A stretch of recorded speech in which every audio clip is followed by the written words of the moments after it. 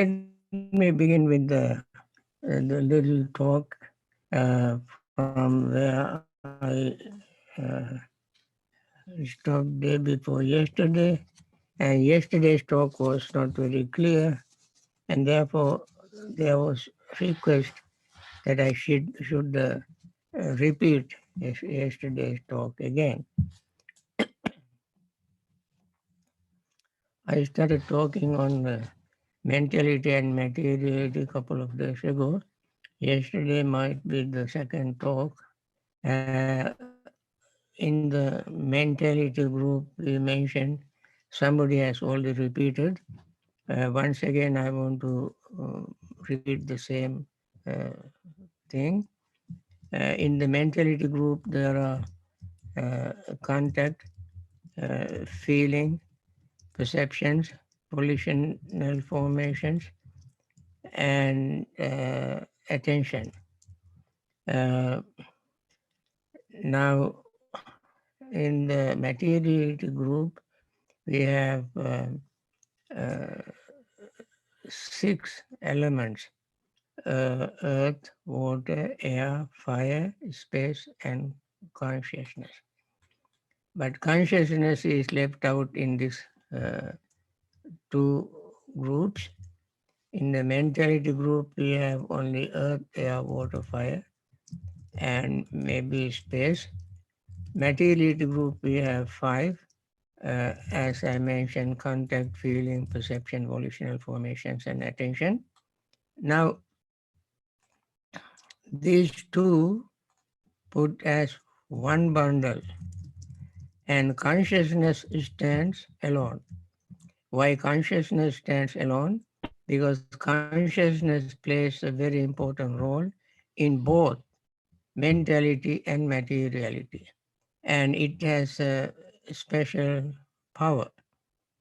Consciousness has the power to uh, collect all karmic force, and that force is called bija in Anguttara Nikaya, kammang kettang viññānaṁ bijang, tanna. So in that statement, ketta means field, bija means seed, and then moisture or tanna is moisture, is craving. Now, even there, consciousness is called the bija. Bija means seed. Seed for existence, seed for next life, and so forth. So it has more potential and more power because it influences everything. Now, to make this clear, let us take some examples. For instance, when contact arises, consciousness is there. Feeling arises, consciousness is there. Perception, volitional formations, or in all, you find consciousness. On the material side, we don't know earth element, air element, water element, fire element, even space element without consciousness. For instance, when we uh, bump into something, touch something, we feel hardness or softness. That feeling is there only when we are conscious. Otherwise, we don't know the feeling. Therefore, uh, consciousness plays in contact. Then feeling. When there is conscious contact, there is feeling. We don't feel anything if there is no consciousness. Perception, volitional formations, in all these factors, consciousness is there. And above all, attention. We cannot give attention to anything without consciousness. And therefore, consciousness has a particular role to play, a special role to play. Therefore, consciousness stands as one, and the other two combined together stands on the other. So these are two groups. Now, in order to uh, illustrate this, I also mention two bamboo sticks that Venerable Sariputta explained this situation to Venerable Mahakottita. Both are great arahants. And Mahakottita asked Venerable Sariputta whether the birth and death uh, happen created by oneself, or birth and death created by somebody else, or both and birth and death, no, death and aging and death, not birth and death, aging and death created by oneself or created by another, or created by both, or created by, it happens by chance, fortuitously. So when the Sariputta, Venerable Mahakottita asked this question not because he did not know all this. He was a great arahant. I think it is the kind of discussion, Dhamma discussion they normally have for the future generation, for us. And so Venerable Sariputta replied to Venerable Mahakottita, friend, uh, aging and death is not created by oneself, not created by another, not created by both, not happens by chance, but depending on birth, aging and death takes place. Of course, we all know it's the sort of common sense. But common sense always doesn't work for us because we even don't use the common sense. And some times ago I mentioned that when somebody uh, passes away, the uh, the monk in the temple would say that this person had not observed the fifth precept. Therefore, he got drunk and he died. Then the village headman would say, a politician said that this fellow was poor and could not afford to have nutritious food, and therefore he died. The school principal would say that this fellow was uneducated and he did not know how to take care of his body and life. His wife would say, well, my husband died because he had a breathing problem. There was some problem in breathing, so he died. But when the Buddha, somebody asked the Buddha why he died, Buddha would simply say, he died because he was born. If we are not born in any form, anywhere, any time, any shape, could there be death?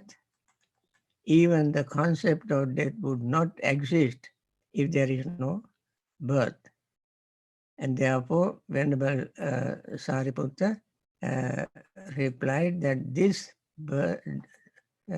aging and death arises not because of oneself or because of another or both or fortuitously by chance, but depending on birth. To illustrate this, he gave a very beautiful, very famous simile. Of course, if somebody wants to look up the detail, I would give the reference later when I finish the first part. Okay, let us begin the first part of meditation. Okay.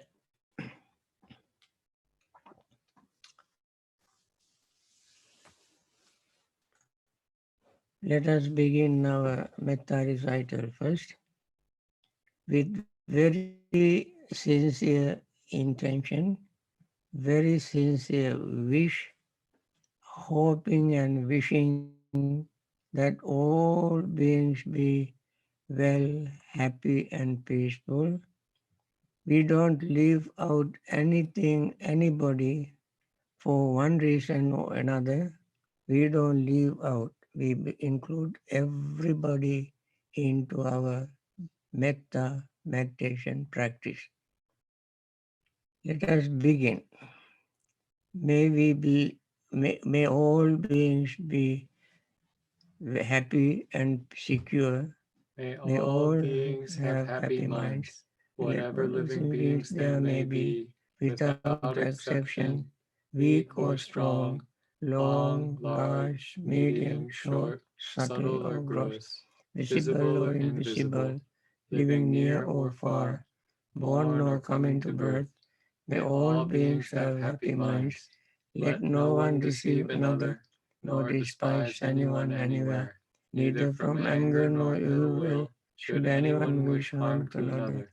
As As a a mother mother would would risk risk her her own own life life to to protect protect her her only only child, child, even even so so towards towards all all living living beings, beings, one one should should cultivate cultivate a a boundless boundless heart. heart. One One should should cultivate cultivate for for all all the the world world a a heart heart of of boundless boundless, living loving friendliness, friendliness, above, above, below, below, and and all all around, around, unobstructed, unobstructed, without without hate hate or or resentment, resentment, whether whether standing, standing, walking, walking, sitting, sitting, lying lying down, down, or or awake. awake. One One should should develop develop this this mindfulness. mindfulness. This This is is all all dwelling dwelling here, here, not not falling falling into into arrogance, arrogance, but but virtuous and virtuous and endowed endowed with with vision, vision, removing removing desires desire for for pleasures. pleasure. One One comes comes never never again to again to birth birth in the in the womb. womb. With this very wonderful thought of loving friendliness, let us begin our practice.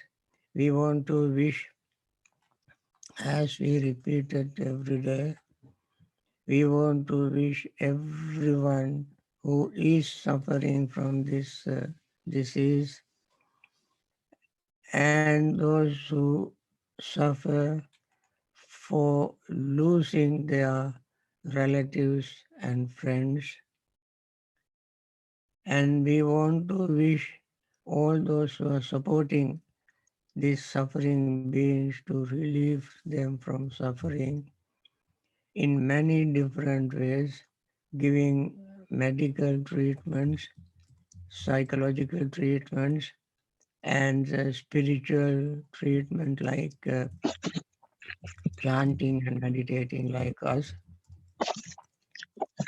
They all, we all together wish all these beings to be free from their pain and suffering.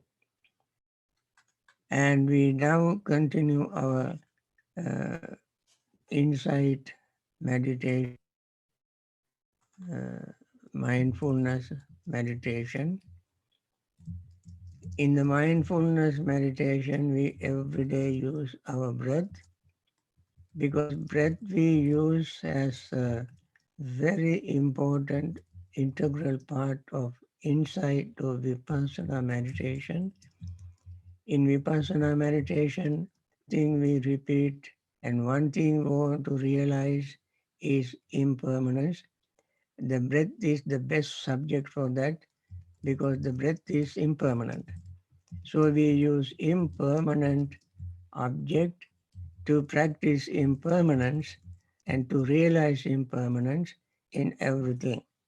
Beside all other reasons for using the breath, like gaining concentration and so forth, the primary reason we use breath is to realize the the things exactly as they are.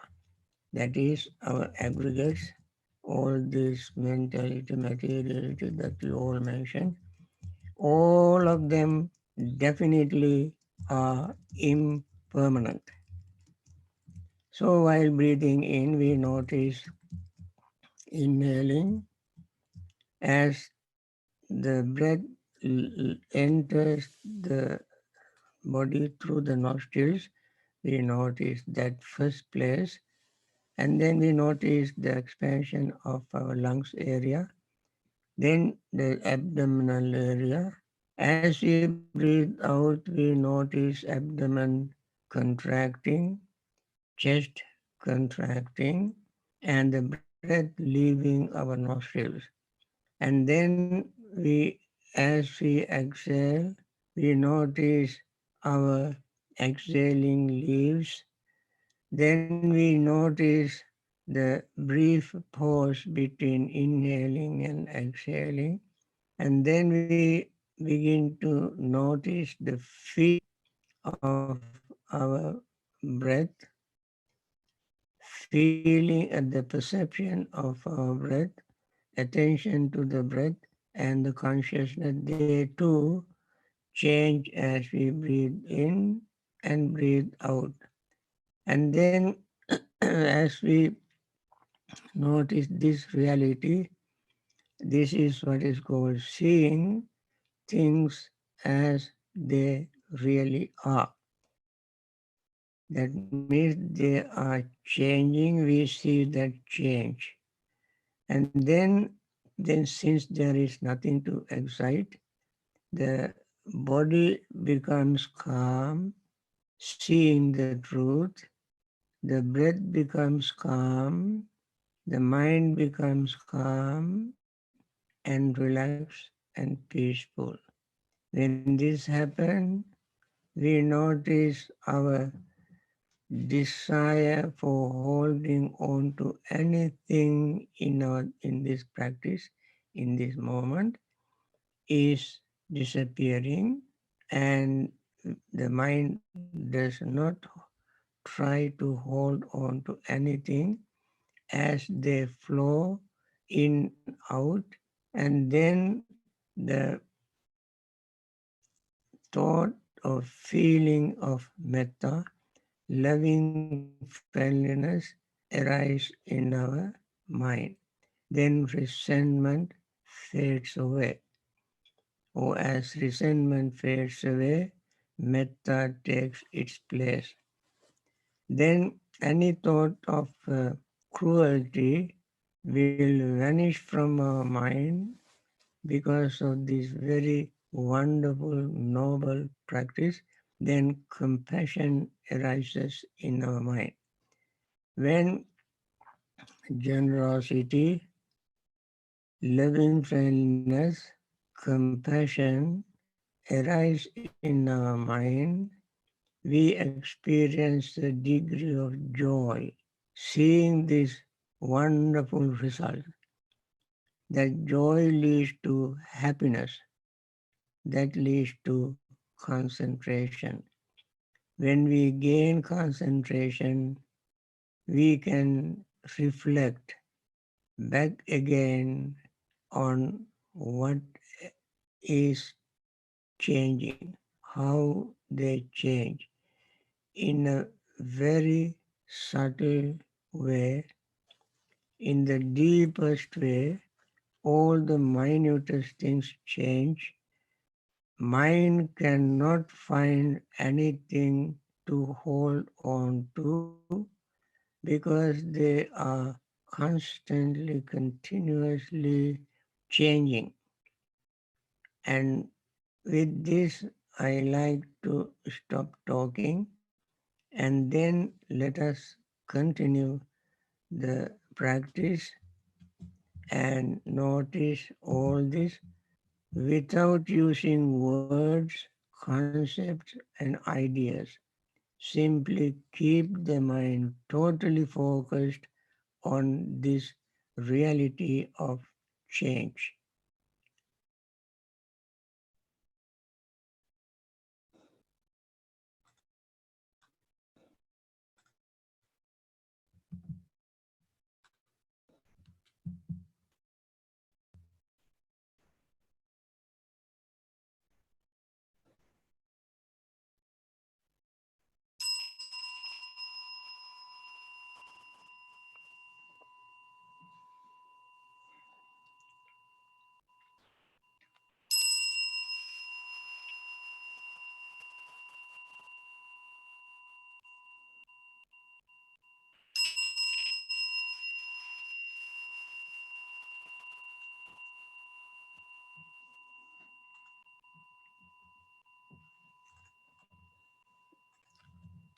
dukkha pattaca nidukkha bhaya pattaca nibbhaya soka pattaca nisoka hontu sabbe pipanino.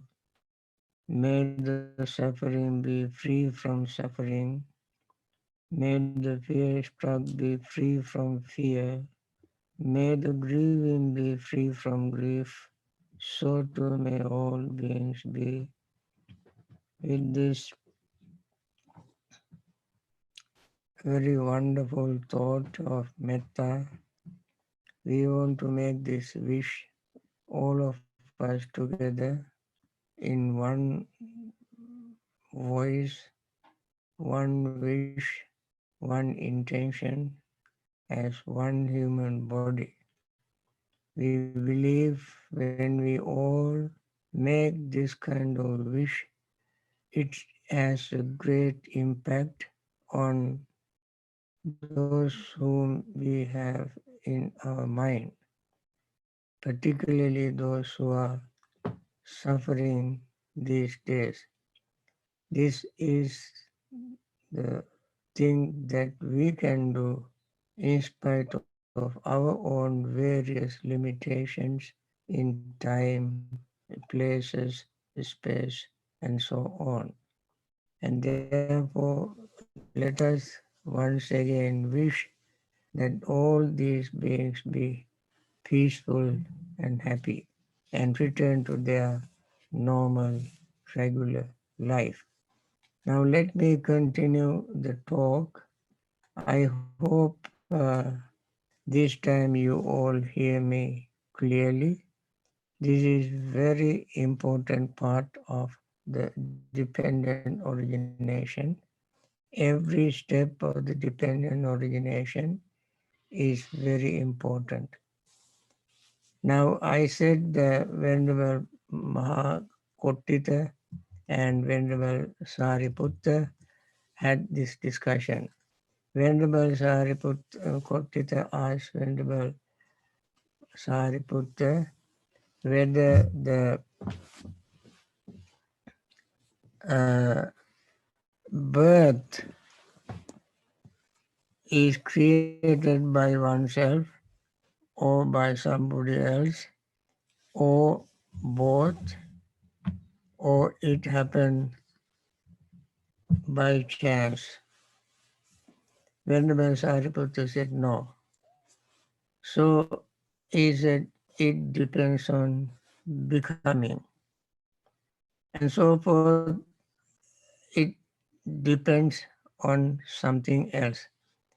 As I said at one time, that when you want to draw a picture of a chain which has rings, you draw one half of one ring and another half of another ring, and then in between there is a complete ring. Then you know that this ring is connected to the previous one and will connect to the following one. Similarly, when the Sariputta, he did not make this simile that we made this simile. He gave another very famous simile. So when the Sariputta said to Venerable Mahakotita that birth depends on becoming. And then he went on explaining to Venerable Kotita that birth is not created by one, not created by another, not both, not happen independent of everything and by chance, but it depends on becoming. And becoming also depend on uh, clinging. Clinging depend on uh, craving. Craving depend on feelings. Feeling depends on contact. Contact depend on six senses. And six senses depend on consciousness. Consciousness depends on uh, volitional formations, and volitional formation depend on ignorance. Ignorance depend on asava, influx, and so forth. And asava depends on ignorance. So he went on explaining these things in these terms, and then finally came back to consciousness. When he asked whether consciousness is created by somebody and so on. Then Venerable Sariputta said consciousness depends on mentality and materiality. And mentality and materiality depends on consciousness. In order to illustrate this, make it clear to Venerable Mahakotita, Venerable Sariputta gave very famous simile, and that simile is uh, two bundles of bamboo sticks. Uh, one bundle represents materiality and mentality. Other bundle represents consciousness. As I mentioned at the very beginning in this morning's talk, consciousness has more power than uh, mentality and materiality, because it is the consciousness that goes between these two to make them alive. Consciousness make both uh, happen. But the consciousness itself cannot exist without the support of mentality and materiality. And these two are supporting each other. Now, consciousness, he used two bundles of bamboo sticks suspending on the top, supporting each other from the top. And it is just like when you make teepee, you make uh, sticks like this all join at the top. Similarly, these two bundles join on the top, and the remain at the two parts ends on the ground. So when they are supporting each other. One bundle is mentality, materiality. Other bundle is consciousness. When consciousness bundle falls, mentality and materiality bundle falls. Now, mentality, materiality bundle cannot exist without consciousness bundle. Neither consciousness bundle can exist without mentality, materiality. Now, I also wanted to mention, yesterday I did mention, why did he use bamboo sticks rather than using some other stick that is sort of solid, uh, solidity. But bamboo sticks don't have anything solid inside. It inside is hollow. Uh, and also bamboo is called Tachasara in Pali. Tachasara. Tacha means skin. You remember when you practice 32 parts of the body meditation? Kesa, Loma, Naka, Danta, Tacho. Tacha means skin. Sara means essence. Tacha Sara therefore means the skin itself is the essence, because there is nothing inside. Why he used this? Because each of them does not have any permanent, eternal, unchanging, solid thing inside. Uh, there's a notion that people uh, use in day-to-day life, almost everybody, even I use it. The word I some kind of permanent, eternal thing. Uh, it simply does not exist in any of these bundles, materiality bundle or mentality bundle. In the materiality, we have feeling, uh, what you call contact, feeling, perception, volition, and attention. Contact does not have permanent entity. Feeling doesn't have permanent entity. Perception doesn't have permanent entity. Volition doesn't have permanent entity. Attention doesn't have permanent entity. In order to show that they don't have anything permanent in it, and inside is empty, Buddha used simile, 5 similes. Pena pindupama kaya, Vedana bubbulupama, Marichupama sanya, Sankara kadalupama, Mayupama cha vinyana. These are the 5. Pena pindupama kaya. Body is like a heap of form, FOAM. Physical FORM looks like FOAM form. From distance, when you look at the whole heap of form, it gives us an appearance of something solid. But when you poke with a stick or finger into each of these little bubbles in the form, every one breaks without leaving anything inside. So that is how our body is.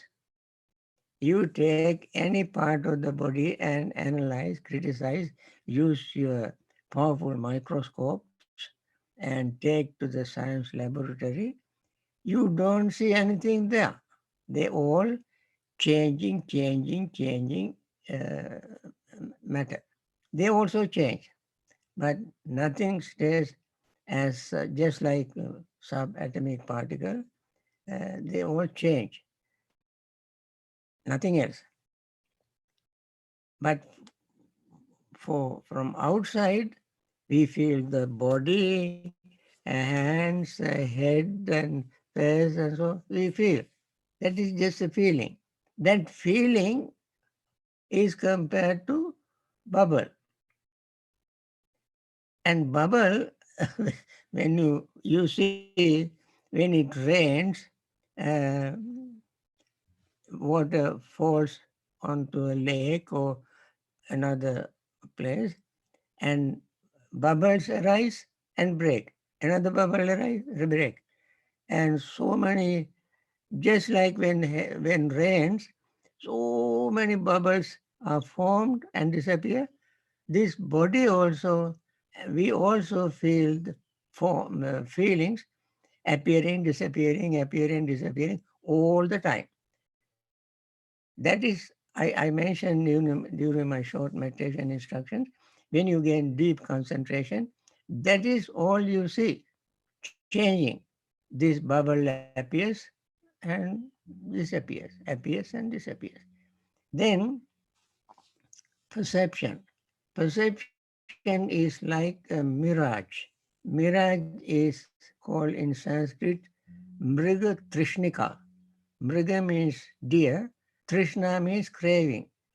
The, this mirage makes the deer thirsty, make the deer thirsty and create the desire to drink that apparent mirage, water-like mirage.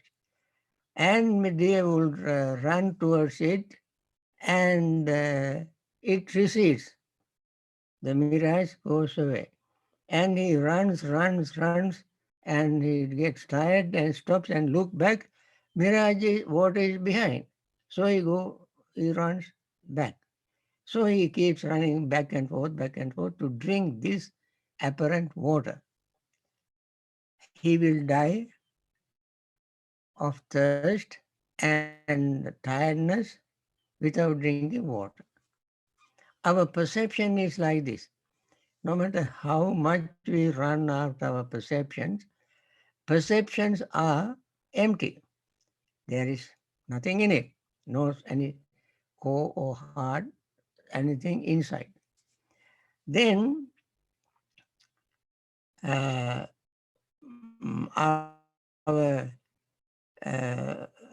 my consciousness is like magic. Magicians can make us believe certain things, and we open our eyes, our mouth, and we clap our hands and enjoy that moment. But after that, actually, there was nothing. But he is so smart and quick and well trained to create this image in our mind that what he does is something real. That is our consciousness. And above all, our volitional formations, Buddha compared to a banana plant, banana tree. When you take a sharp knife and cut across a banana tree, you don't find a core or heart in it, hardwood. You can peel off each skin of the banana tree. You don't find anything hard in it. It simply peeling off. Our volitional formations, our sankhara, karma, exactly are like that because they all exhaust. Our karma is not something solid. Now, for instance, I uh, talk, I commit good karma, and you listen and you commit good karma. But in that in itself, we don't find any permanent thing. My karma changes, your karma changes, and inside there's nothing. But the power of karma becomes power, and since the consciousness is involved in all these things, and the consciousness carries this power by changing itself. So even there you don't find anything permanent. Now, I I replaced the banana tree with my own simile. Not that the simile that the Buddha is used is imperfect. It is a perfect simile. Uh, what I did was, since many people have not seen banana trees until they go to warm countries, warm place, they don't see. But they see something that I mentioned, that is I spell it on and on with I in the middle. I think you already know what it is. Sometimes if you ask somebody uh, very sort of to give a surprise, all of a sudden you ask somebody in a casual conversation, what do you, how do you uh, pronounce this on and on with I in the middle? The person would be a little confused for a few minutes, and then eventually he will tell. That is called onion. What is I in the middle? I in the middle is the ego, and we call it I. Psychologists may have various terms, but I don't know them. But in our my naive way, I use I for ego. And ego exists, or I exist, because of craving and ignorance. Now, one side on is craving, and the other side on is ignorance. I call them mother and father. Craving is the mother, and the Buddha said that craving is the mother. Ignorance is father.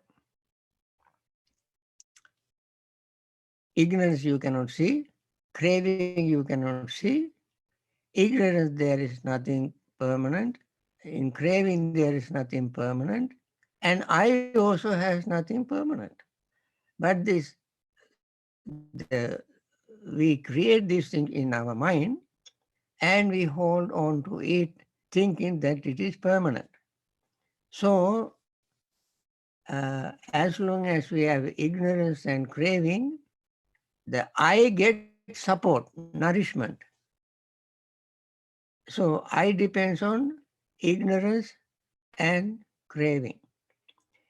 On the other hand, craving and ignorance depends on I.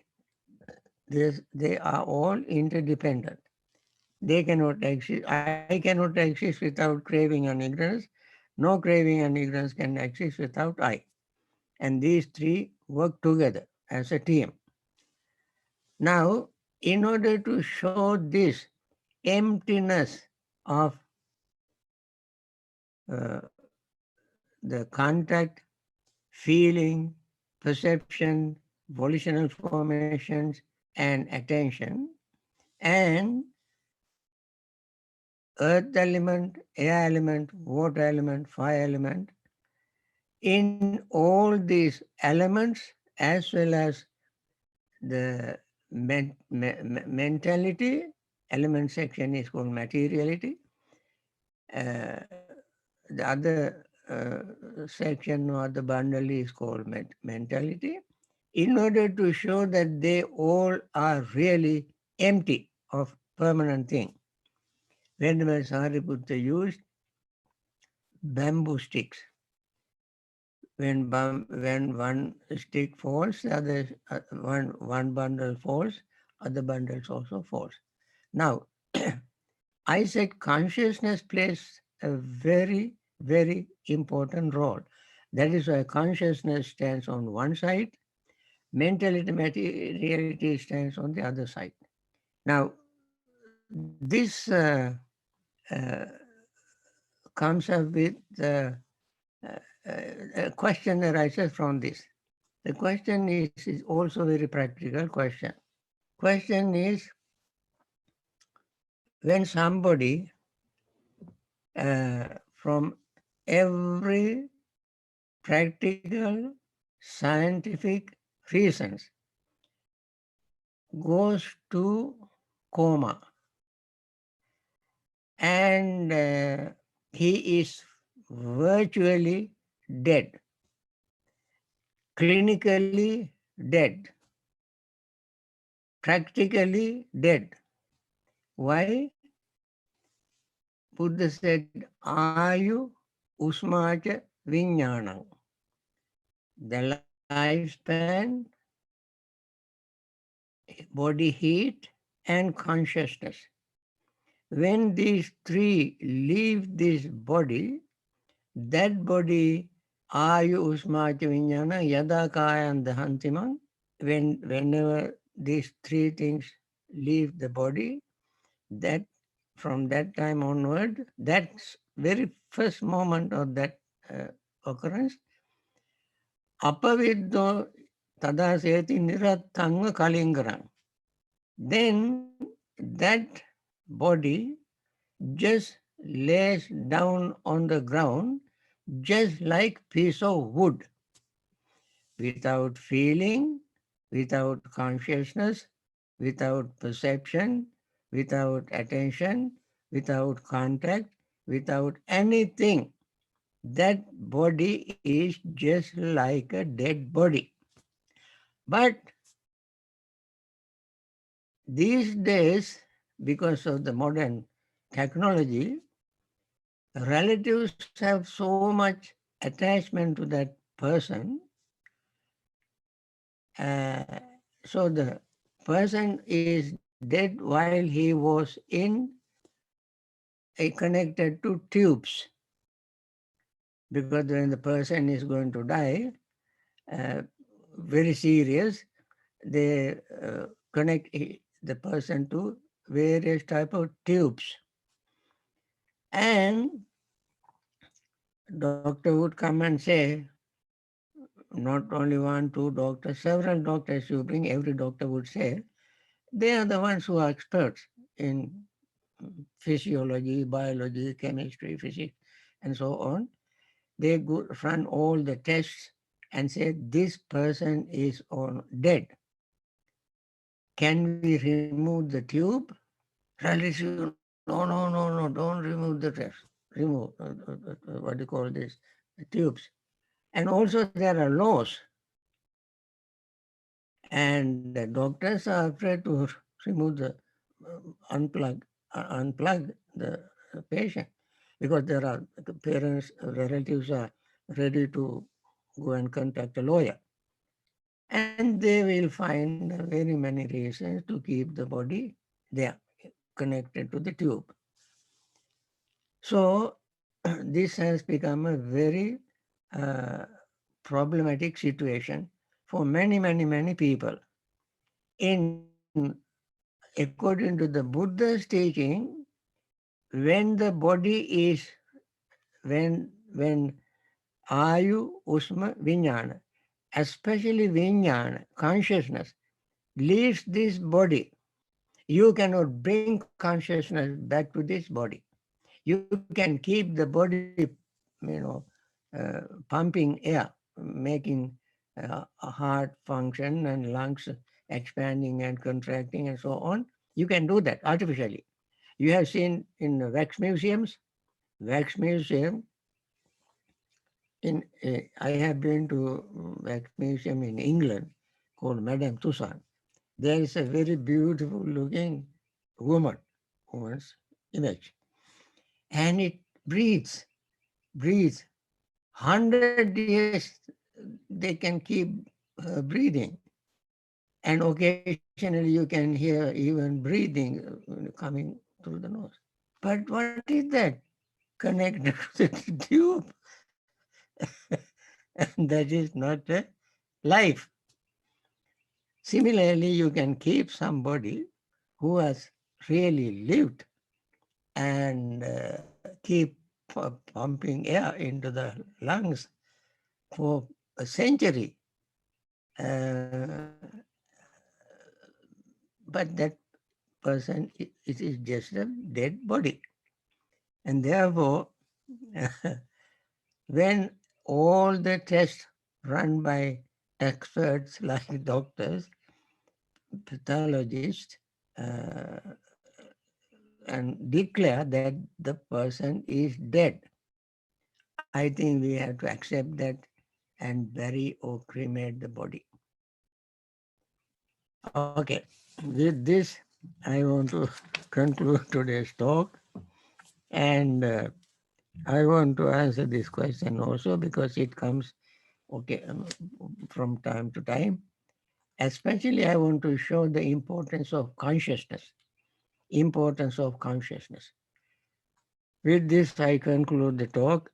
And friends, once again, uh, we want to share our marriage with everybody, share our merit with everybody, especially those who are suffering, those who have inflicted with the coronavirus.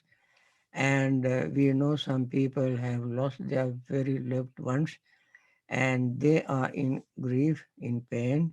We want to send our metta towards them and wish them to be free from free from these afflictions, this grief and pain. And we want to express our metta to all those who are very honestly, sincerely trying to help all these suffering beings. And the doctors, nurses, as I did yesterday, doctors are giving wonderful advices and prescriptions, and nurses are working doubly hard, sometimes 24 hours they work, even without sleep. Some nurses fall asleep while helping the patients. I remember I mentioned yesterday that was my personal experience. When I had my heart bypass in 2012, August 13th, they took me to the operation theater at 10 o'clock in the morning. I woke up at 5 o'clock next morning on the 14th of August. And as soon as I opened my eyes, I saw four nurses standing right in front of me in Johns Hopkins Hospital in Baltimore. As soon as I opened my eyes, they all clapped their hands and smiled because they were so concerned about my life. They all were watching and watching and watching, maybe a whole night, to see how I would do. As soon as I opened my eyes, they clapped their hands. That is how they dedicate. And I want to take this opportunity to thank all of them for their very wonderful, sincere, dedicated uh, job to help these people. And also I want to wish all the leaders who make decisions to help these people and those doctors, scientists, the chemists who are trying to discover some kind of uh, vaccine to uh, reduce this and help these coronavirus patients. With this wish, I want to thank you all, friends, for joining me and working together, supporting each other, and being very friendly. We all make this wish in unison as one body. Thank you.